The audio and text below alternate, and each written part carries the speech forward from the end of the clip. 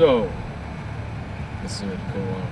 How has this style of music made a significant positive impact on your life today? I don't know if it's this specific style of music, or it can be just because this is the style that our band plays, but my band in particular, like it started the band at a very important time in my life. I had just got sober, so it was like a transitional time, and it gave me something to do, something to stay busy, and it also, now as things have progressed, it's given me something to work on every day. It gives me something to like in the back of my head, I know that I've built all this up, and I have to stay on the path that I'm on, or it's all gonna go away. It's all be flushed down the toilet. So it like gives me something to live for, I guess. Motivating, man. Yeah. Sure. No, that's good, man. Yeah. Because like, I remember watching a video. It was some interview you did, man, and you were just talking about how like you got sober and like literally you just took nothing and just built something. Yeah, and yeah. seeing you actually play in front of all those people, it's like, fuck. Hell yeah. It's awesome. Yeah. So,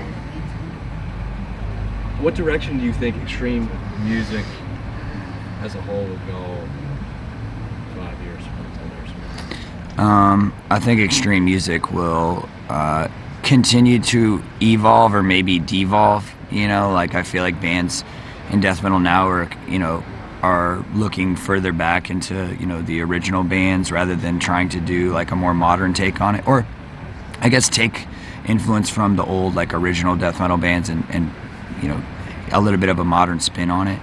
But I think bands like us and our peers were kind of taking the old textbook and rewriting it a little bit, like definitely staying true to whatever it is. And I think that some people might have a problem with that, of like interjecting, whether it's like modern techniques or modern production or like more modern influences, I think there's a little bit of disconnect from our generation and the previous generations, maybe, that I think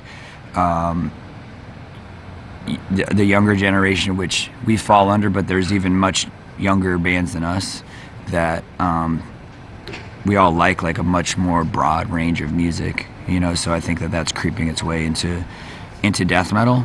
I also think that it's a kind of a thing that's going to happen, is that there's going to be like some sort of crossover appeal, of like a mainstream, whether it's, I don't think that death metal will ever be mainstream, but there's going to be, like us playing with Post Malone or whatever it is, like kind of brushes with the mainstream, that I think it's going to turn a lot of people on to death metal, and hopefully that triggers people to check out other bands that sound like us, or start their own band, start booking shows, like whatever it is. And because I think that it's up to the younger generation to like pick up and start doing everything, that whether it's playing in bands, booking shows, writing for a website or a magazine, or making videos, like photography. There's a lot of pieces that are at play to keep the scene alive.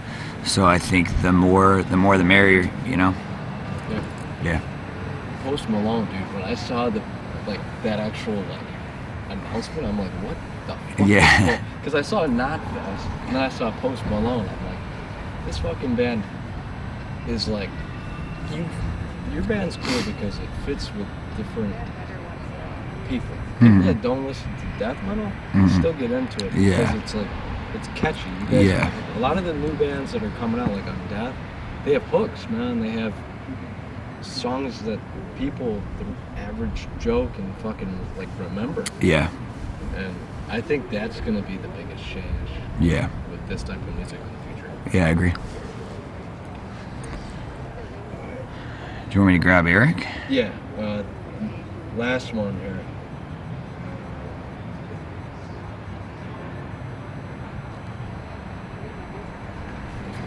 Yeah.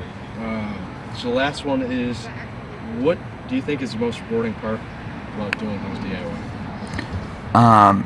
The most rewarding things, the most rewarding part of doing things DIY is like being able to be face to face with the people that are making the shows happen, or whatever it is, like tonight, we've had shows with the promoter several times. We know each other, you know, like when we show up, he knows our names.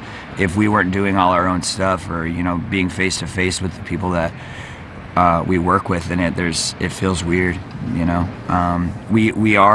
We do have people that handle different things for us now, but I still try to maintain a relationship with the different people. And it's all, you know, like, I feel like if you're removed far from too much, whether it's working with a label or working with show promoters or booking agents or whatever, you don't feel as involved, you know. And then I think that trickles down into, you don't feel connected to the people that are coming to see you, you know. Like it might be, sometimes I might want to just like hide backstage when we play, you know. I might be tired or whatever, but we try to make an effort to go out and like meet people and, you know, appreciate the people that are coming to see us, and, you know, like that are paying to see us, buying our records or whatever. You know, it's not always easy, but I feel like when you're doing things DIY, you're in much closer proximity to, you know, the source or the people that are supporting you.